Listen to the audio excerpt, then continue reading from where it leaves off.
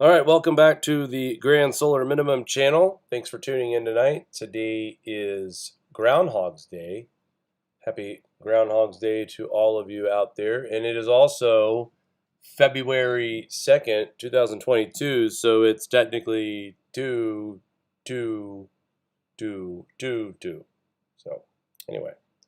It's going to be the only time that happens in your life, so cherish it, right? Okay, anyway. Sorry about the little broadcasting mix-up here. YouTube gremlins, I don't know what happened, but it ended the broadcast, so I started a new one, and here we are. Let's get started with some space weather. Right now, our solar wind speed's coming in at 428.9 kilometers per second with a density of 7.6. Now, you might have noticed the sunspot number has dropped just a little bit to 88, and don't worry, there's more coming as the eastern limb sunspots are now starting to peer over, and there are some in the northern part of our star and also the southern part at the same time. So looks like we've got two decent sized sunspots getting ready to become Earth facing. And right now, as it sits, as far as the risk for any X-class flares, they have they have dropped the chances for M-class to 25%. That's been sitting at 40 for the past 2 days. Now it's at 25%, but the Class X flare is still at 10%, which is interesting. I've never seen it 3 days in a row where we had a 10% chance of an X-class flare. So we'll continue to monitor what's going on because we do have several active regions on the sun right now. AR 2940, AR 2938, 36, 35, 34, and 39. Again, 2936 is the one that's belting out all the M-class flares. But now 39 and 40, which are the two sunspots on your far left of your screen, that are just now becoming Earth-facing. Those guys are throwing out C-class flares, almost M-class. And I'll show you that here in a minute when we go over to the grandsolarminimum.com at our space weather station and get a little bit more stats. Cosmic radiation dosage rates at 7.6. That's up just 0.1. Not a whole lot in change, but still considered high cosmic radiation. Last night, today, we were expecting the G2 solar storm from the M-class flare that fired off the sun just back on January 30th, and it was a big fat nothing burger. It hit last night as we were live on the show. Believe it or not, it was only increasing to a 4. The solar wind speeds never got much above 480, and just like that, it was over with. So there was no impact. No storm last night. There was some pretty auroras, but that's just about it as far as last night's space weather. Now, there is an Earth-facing coronal hole right now, and with KP indices low at 2, we'll see what happens in the next 36 hours about a strong to moderate earthquake or volcano eruption, possibly here. We'll keep our eyes on that. We'll expect solar wind from this particular coronal hole sometime around February 8th. All right, let's now go over to the grandsolarminimum.com. Check out our space weather section here. And I always point this out whenever I show this, but Earth, where it is in the trip around the sun, look at what is on the other side. Huge tug over here, folks. You got everybody else is here. The gas giants perfectly in a lineup where you're talking about the magnetic force here right now. I can guarantee you the tug on Earth, in my opinion, should be resulting that we are just a little bit closer to the sun. And the fact that we're still seeing the record cold and the record snow, even though right now it's favorable for this orbit being just a little bit tugged on and bringing us closer to the sun, and still seeing colder temperatures as well. So I just wanted to bring that up really fast. And we'll take a look at the far side of the sun. I'll show you guys real quick. This is going to be 39 and 40. Again, 39 was the big one we were talking about when this right here throughout the M class. We were concerned about this one. Well, here it is. You see the size of it. and it really hasn't put up the impressive numbers that I thought it would. I think the two combined will make it a lot, but we'll continue to monitor to see just how high that smooth sunspot number does end up going up to as far as that goes. All right, was there anything else I wanted to show before we moved on? I don't think so. Oh, one side note from last night's broadcast where we talked about New Zealand getting the 29 inches of rain in 42 hours. It's important to note as well, and I want to thank Mohammed for pointing this out too, but it's not just the fact that New Zealand is getting this kind of rainfall. The reason why they're getting this rainfall has to do with what happened at Tonga. And volcanoes like this can impact regional and local climate conditions within 3 to 4 weeks. Here we are. It is the first week of February. It's been right about that time. So this rain that we are expecting, I just wanted to throw that in as a side note. And we all know volcanic activity, it causes more cloud coverage. It blocks the sun, which creates lower TSI absorbing into the ground, bouncing back into space, keeping things colder, right? That's what we really focus on here on this channel when it comes to solar cycles. We know that volcano activity has a lot to do with that. And yesterday during our broadcast, we were talking about how we're going to start seeing mainstream and the internet start sprinkling in these stories or these articles about space weather and the sun and how it impacted the Earth's climate long time ago, right? So this comes across my headlines this morning. Volcanoes, plague, famine, and endless winter. Welcome to 536, what historians and scientists believe was the worst year to be alive. I'm going to read a lot of this article, guys, because it's interesting that I found this, and I think it's important that we are finally starting to see websites out there, news articles, trying to educate people about these types of situations. He says here it's only February and already 2022 is shaping up badly, and that's not overstating it. A huge volcanic eruption off the coast of Tonga, the prospect of war in Russia, the ongoing pandemic, and its economic disruptions. And that's even before we touch on Chinese saber-rattling over Taiwan or Sex and the City's disastrous reboot. This guy's got jokes. Welcome to the new year, as ghastly as the old one. He goes, I write not to make light of our world's very real problems, but rather to put them into some perspective. 2020, 2021, and perhaps now 2022 have all been bad. But they have not been worse than years, say, 1347, when the Black Death began its long march across Eurasia, or 1816, a year without a summer, or 1914, the assassination obscure Habsburg Archduke precipitated not one but two global conflicts. Also, we had like a mini deep minimum in the 1911, 12, 13 years as well. So, he's trying to tie in all the conflict and the pandemics, the famine, all under what seems to be the sun, right? He writes on, talks about the history of that. Well, 536 is the current consensus candidate for the worst years in human history. A volcanic eruption, or possibly more than one, somewhere in the northern hemisphere would have seemed to have been the trigger. Wherever it was, the eruption participated a decade-long volcanic winter. In China, which suffered summer snows and average temperatures in Europe dropped by 2.5 degrees Celsius, folks. Crops failed, people starved, then they took up arms against each other, obviously, just like what's getting ready to happen right now. And there's a lot to talk about with Ukraine when it comes to grand solar minimum and its rich soil for crops. There are lots of reasons to want to have interest or your hands in the cookie jar when it comes to Ukraine. In 541, the bubonic plague arrived in Egypt. It went on to kill around a third of the population. Even in distant Peru, droughts afflicted the hitherto flourishing Moki culture. I'm sorry if I butchered that one. Increased ocean ice cover and a feedback of volcanic winter and a deep solar minimum, and it puts in parentheses a regular period featuring the least solar activity in the sun's 11-year cycle.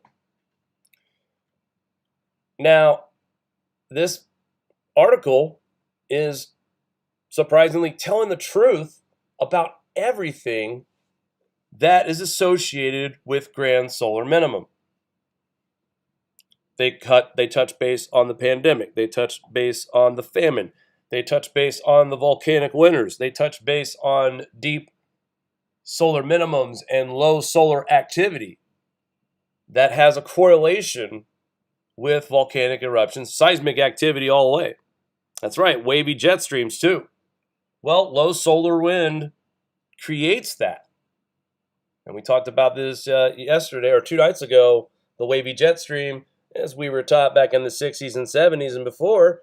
The wavy jet stream is what gives us our cool climate, our freezes, our extreme cold, our extreme snowstorms, what we're in right now. Even though we're heading into a maximum, the sun's output is still below average. I know we've seen some impressive sunspots. Folks, we're nowhere near the max yet. 2024 is when I expect the max to begin, but it is possible that we accelerate to the max quicker and begin the minimum quicker as well, making it very tricky as we enter the 2030s, the 2026, 2027, and beyond. You know, I'm always telling you guys, we got to really focus on the teeth of this grand solar minimum in the 30s and 40s. But if this cycle continues to accelerate and get to its peak earlier, again, we will see the minimum kick in earlier. And I really, I think, you know, we haven't seen anything yet when it comes to low solar activity. And again, to me, I feel like we're going to start seeing these stories sprinkled in. Like last night's show, we talked about the ancient solar storm, that we're not prepared for this, that we need to have Faraday cages or a plan to protect ourselves. We have the tools to notify everyone when such solar storm is approaching. So let's use that technology wisely and let's educate people. And that's what's happening. And now, tonight, an article come out of nowhere, theconversation.com. I don't know anything about this website, but there's nothing but truth in it. Volcanic eruptions do cause volcanic winters, especially the amount of volcanic eruptions we've been having this year and last year. We really started seeing more 55,000-foot ash plume volcanic eruptions in 2021. And I feel like it's keeping that pace so far in 2022. It might even increase even more. We did a piece last night about the South Sister volcano. We're only talking about a minimal 0.9 inches of movement in the ground, but folks, that's significant. And they've been monitoring this, and this is indications of magma being pushed up to the surface. So again, lots to be on the alert about right now, folks. It's important to pay attention to this. Your food costs, your energy costs, gasoline costs, all of it will be impacted by the coming events. And, you know, Jesse Vorwald shared something with me today on Twitter, Bloomberg, talking about, you know, we're going to have to make attempts to block out the sun so we can cool the earth. They're already setting this up, folks. They're setting this up to tell everyone that in 2023, we started a Block the Sun project where we sprayed these chemicals, which probably these aerosols are probably just nothing but just condensation. They're just faking it. But they're going to blame it on their condensation trails they spray in the atmosphere. And they're going to say in 2030, when everyone really knows we're in a grand solar minimum, they're going to take credit for it. They're going to hijack what's naturally occurring, and they're going to take credit and say, we did it. We did it. We saved the planet by blocking the sun. We did it. Just like Odell Beckham acting like he's all great because he's in the Super Bowl now, but spent half the year with a bad team and got lucky and got traded to a good team. Same thing. It's ridiculous. They are going to hijack these moments and blame it on extreme climate change. Global warming caused it all. And we got to fight global warming by now blocking the sun. I'll tell you, if they actually did succeed and block the sun, can you imagine how much we would plummet? If they really could do that, like if they had the technology, the capability of just blanketing the entire sky, keeping things dark, cloudy all the time, on top of the natural cloud nucleation that will occur because of cosmic radiation dosage rates, volcanic eruptions. Cloud nucleation will be accelerated, and naturally the planet will cool from those effects. Naturally. We don't have to do anything. The sun's going to do what it's going to do. I met a gentleman 2 years ago, and he was a former UN ambassador, and he told me that he was at a conference about climate back in the early 90s, and that him and the ambassador from India were having a conversation about it. And the one thing that he told me was that the one thing that they all kind of talk about quietly and with a grin on their face is how inconvenient the truth about the sun is, and that nobody wants to talk about it because of that fact. What does that mean exactly? At any moment, maybe the sun can act up and throw an X-flare. Or maybe in 10, 15 years, we see the worst climate shift in cold temperatures and snow and the worst crop famine that we've seen since the modern minimum, or 536. All caused by solar activity, triggering volcanic actions, multiple at this point. And we're only at the very tip of this, folks. We're not really into the teeth of the grand solar minimum. This is only the very, very beginning. Zarkova called it in 2017. She confirmed it in 2019 again. Stood by her claims as we talked to her very regularly, and Zarkova still stands that we are in a grand solar minimum, the very, very beginning stages of a grand solar minimum. Speaking of grand solar minimums, not just volcanic eruptions that we have to worry about, but also world-breaking extreme mega flashes of lightning. Yeah, well, highly charged particles, cosmic radiation, in our atmosphere. And we know that during these storms, the more purple that we see in the sky represents a heavy presence of highly charged particles in the atmosphere. And that's what's happening here with this atmospheric lightning strike. And guys, forgive me, I've never seen measurements like this before, so I'm going to do my best to try to explain how big these were, but maybe I'll use the map. That's the best way to do it. But the longest duration reported lightning strike for a single strike actually happened first in the United States for 477 miles. Now, on top of that, the exposure of the lightning flash was like 16.2 seconds. Well, this one over here near Argentina and Uruguay, South America, this one here was longer, and the flash was 17.1 seconds. So it shattered, in my opinion, by a full second. And that is no coincidence, folks. That's no coincidence that there's that kind of explosion in our sky. Makes sense to me, but unreal. This was back, the flash that we had in the U.S. was in April of 2029, and then the southern parts of Brazil, October 31st, 2018. When I saw this, I thought, wow, just wow. 17.1 seconds in northern Argentina to Uruguay, and that was in June of 2020.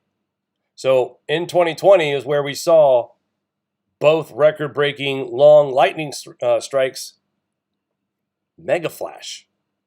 Again, highly charged particles. You always hear us talking about how fluxed the atmosphere is with highly charged particles. That is an example why. All right, let's get over to our storm that is going on, an update on Winter Storm Landon. I'm sure all of you have heard enough about it right now, but it has begun as expected. And what are going to be the totals when this is all said and done? Well, let's get into that. First, let's take a look at the system itself as it moves across the United States. This is right now, currently, the latest image here, forecasting to move to the east. You see the little bit of a lull right here. Well, this is the second system of this whole storm. Okay, this is the first part of it, and this is the second part. And this is the part that's going to affect the folks here in the Northeast, in Maine, Vermont, New Hampshire, New York, Pennsylvania, Northeast Ohio, Western Pennsylvania as well. But this storm right here is where this is going to be the teeth of it right here. And it's back in Oklahoma, parts of Missouri, and in Texas. And it's being fed by moisture from the Gulf. So everything that we've talked about the last 3 days is on the same track. Now, some of the snowfall totals might have changed as well. And that's funny too, because for the whole week, my local weather station was telling us that 2 to 4 inches was the amount of snow to expect for this storm. And I'm up in upstate New York, in North Country. All the models I saw this week was directly on target to get this. All right, so let's move forward here. This is 1 a.m. tonight, moving into Thursday. And then we get to Thursday morning. That snow is now advancing, finally switching over in places in southwest Ohio. Cincinnati, you're going to wake up to a treacherous situation. Heavy icing expected, and it's going to make commutes in the morning for southwest Ohio, southern Indiana, southern Illinois, western Kentucky, western Tennessee, just unbearable. In fact, if you don't have to be out tomorrow, folks, in those areas, stay home. At this point, there's tons of moisture coming in from the Gulf that's bringing in the warm moisture with the cold air up top, and the warm air is actually over the cold air, and that is why we're seeing such heavy freezing rain precipitation in that pink area. So, 7 a.m., snow is starting to make its transition in most states that's expecting the snowfall. Michigan, looks like you're going to get about 8 inches of snow. Detroit, you guys were pegged at one time to get 18 inches. This storm has shifted south quite a bit. The ice totals are also being backed off. I'm not seeing the 0.75 possibility anymore, but we are seeing plenty of areas that are going to get the 1/4 inch of ice. And I would have to say, by this time tomorrow, 1 p.m., heading into the early evening of Thursday, places like Cincinnati, Ohio should see that 1/4 inch ice. Same with Louisville and Salem, Indiana as well. So parts of western Tennessee near Memphis, again, there was tornadoes that hit through this area too. So a lot of this area is still damaged. Those tornadoes hit back on December 10th, and now we're going to be dealing with possibility of more down power lines because of icing. So this storm is dangerous. If you don't have to be anywhere tomorrow, please stay home. In fact, Mari and I were such good citizens today. We actually got the grocery store run done today. We picked up sodas, we picked up drinks, we picked up firewood starters, had an order of phase cord of firewood delivered to the house. It's stacked, it's ready to go. And, this is the first time I think I've ever been this prepared for a storm. So we're going to stay warm even if the power goes out here. We got some nice firewood to keep us warm as well. So Thursday evening is when the snow really starts to pick up in parts like Dayton, Ohio, Columbus, Cleveland, Erie, Pennsylvania, Buffalo, Southtowns, and across Syracuse and the North Country. Albany will get a little bit of freezing precipitation, and then we see the all snow, the heavy snow, overnight, Friday morning, 1 a.m. You see it across eastern Ohio, Pennsylvania. The south side still getting drenched on the coast. So all that snow you guys had on the coast there last week, that is probably going to get to be melted for a little bit just while this rain comes through. And then as we get to early Friday, the transition of freezing precipitation begins. Heavy snow still for most people in the Albany capital region of New York, parts of central Pennsylvania. Yes, Pittsburgh, you will see some snowfall as well. And this finally is trying to wind down. We're in the middle of the afternoon. If you live in the Northeast, New York, New Hampshire, Vermont, Maine, Pennsylvania, Pittsburgh, Southeast Ohio, still looking at snow showers, and finally winding down around 7 p.m. Friday into Saturday morning early as this system exits out of here on Saturday. high pressure settling in Sunday, bringing in maybe an Alberta clipper really quick in the Northeast and the New York region, but nothing much to write home about. And then another clipper system moves in past the Great Lakes. Now, I want to mention this too. Past the Great Lakes, we are still ice-free in a lot of parts of Lake Erie. Just saw some video footage of that today, and there is ice on the lakes, but not like you expected. This is February 10th. Quick little system again affecting the Northeast, and then another clipper system, a drop in the jet stream, affecting Ohio region. So more snow for you folks in Ohio and Indiana. Scott Rose, I know you like the heavier stuff. You might get a little bit bigger snowfall here on the 10th of February. And this moves across the Great Lakes into the Northeast. That means more snow in New York. And this particular model run right now is indicating that this storm could hook up with what's in the Atlantic and could be a possible nor'easter, especially for the state of Maine and New Hampshire. Again, this is 10 days out, so we'll have to just monitor this. But I will say this, guys. GFS has done a really good job on calling these storms at a late date. And the reason why I want to say this is because this storm we've been tracking, and I've been looking at GFS details now for about 10 days or so. And the first time I saw two systems hitting the Northeast back-to-back was about 10 days or so ago. And now, what's happening here, it's not in the same motion. The earlier storms were showing more from the Gulf region, cold down here and snow up into here. But instead, this is a straight line across. It's 2,000 miles long. That's even worse. System number 1 is right here. System number 2 is right here, and that's going to pack the 1-2 punch. This is where we're going to see the heaviest of snow in the New York region.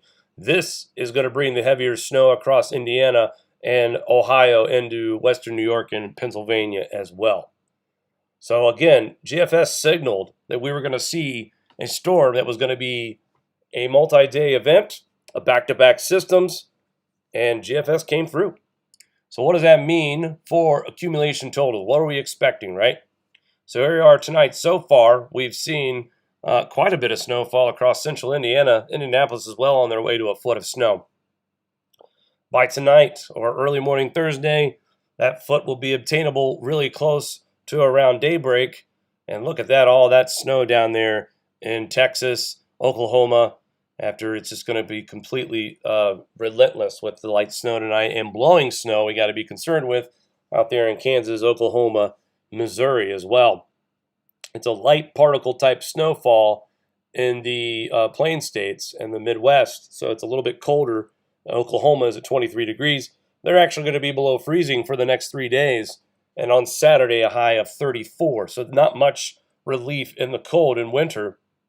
But as we move through Friday at 1 o'clock, this is where southwest Ohio, you're going to see the bulk of your snowfall on the ground by 1 o'clock or 7 o'clock on Thursday, with areas reaching up to 10 inches quickly. Cincinnati with the ice, you're talking almost a foot on Thursday. And then Friday early morning, look at that. Across central parts of Ohio, Pittsburgh, you're going to get over a foot. Most of New York is going to be well over a foot. In fact, where we are up here, I'm going to call it, for Mari and I, we're going to be around 13.5 to about 17 inches of snow in this region. They're calling for a foot, but with the way this storm has been moving and the trends it's showing, the swath of the amount of heavy snow is very wide. We can see that in the motion of this. I'll go ahead and put it in motion. Constant heavy snow. Let's slow that down a little bit. So this is going to be a long duration event. Accumulation by Saturday. Most of this region is going to be at well over a foot. And those other quick little hit systems that we're going to get over the next couple of days. After that, just going to add a few inches. Nothing much, but look at that. Right where Mari and I. Welcome to the Grand Solar Minimum in the North Country, right? That's indicating another 10 inches could be falling by February 12th. Again, I'd said we were probably going to get a system here in the Northeast by Valentine's Day. Well, forecast here is showing us that we are going to have plenty of snow on the ground. And that also affects the temperatures. It showed up last night. Last 2 nights we saw the temperatures with that cold streak right here. That's it right there. Let's back up one frame. This right here, all of this is directly from the snowpack. It's Saturday, 7 a.m. All the snow is going to be pretty much over and fallen. So you better believe it, with the high pressure settling in, no clouds in the sky, cold air settling in, and the snowpack is definitely going to affect. I mean, we're talking -6 in parts of like Lima, Ohio, northern Kentucky, -11. So we will keep an eye on some of this cold. And again, that is directly from the snowpack, high pressure with the clearing of the skies overnight. It'll be cold. And again, Sunday too. And especially in the Northeast, that's when we'll see our cold weather. Snow will be over with. But you can still see that path. Not much melt happening, right? We're still going to get this swath of area here with Arctic temperatures. Now look, all that cold is up here in Canada. So this is not associated with that. This is all snowpack related. Let's move on through to Sunday. Still seeing the coldest of the cold areas across the Northeast Ohio region, the Northern Plains states, Wisconsin, Minnesota, Northeastern North Dakota, and it's starting to warm up in the rest of the country. 40s and 50s in the South, that's not terrible.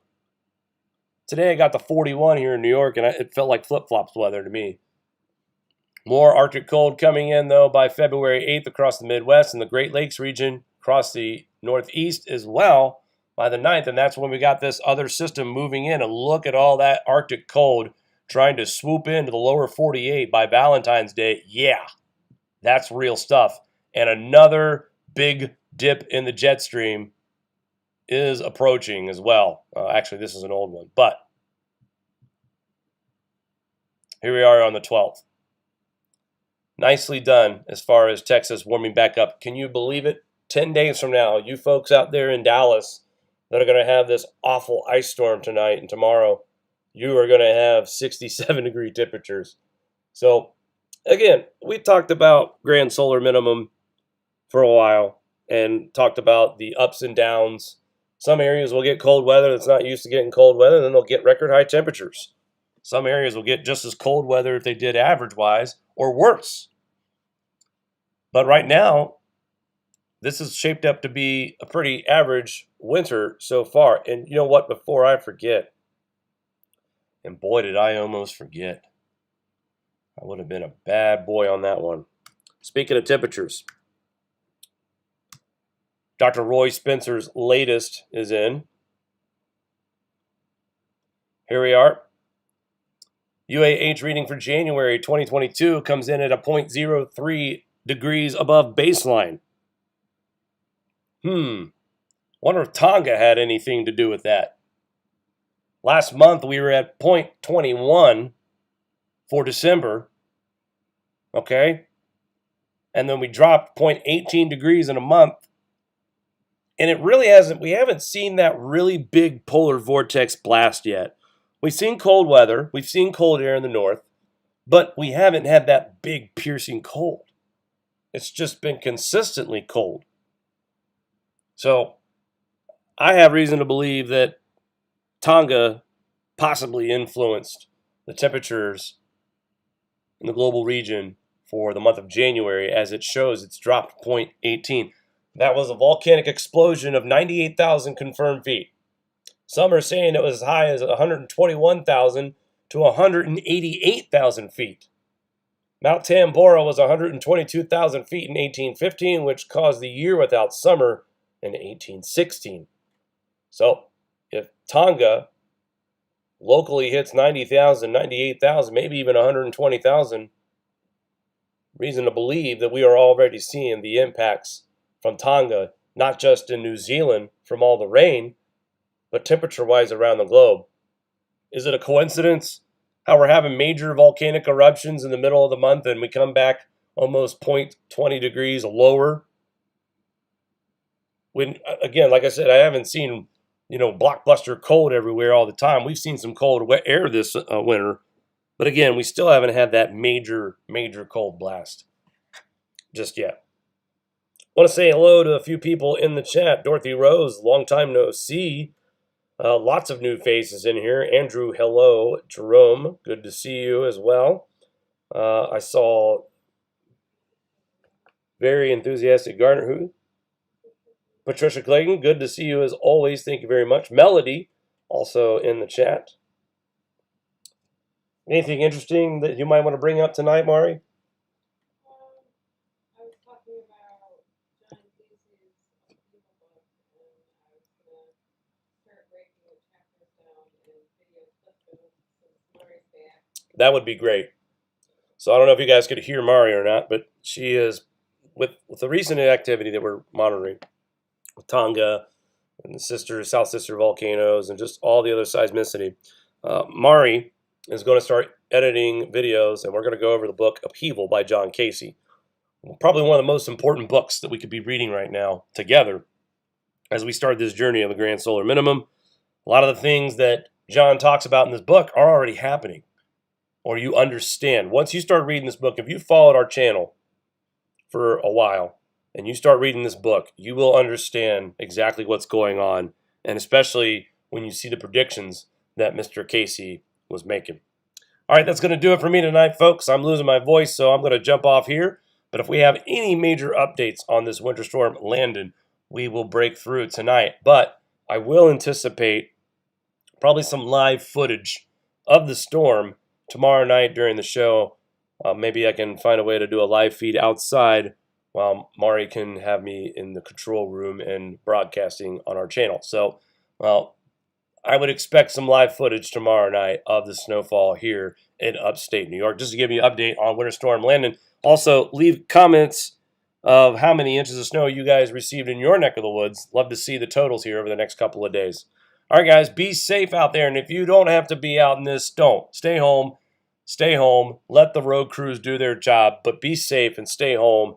And we will talk soon.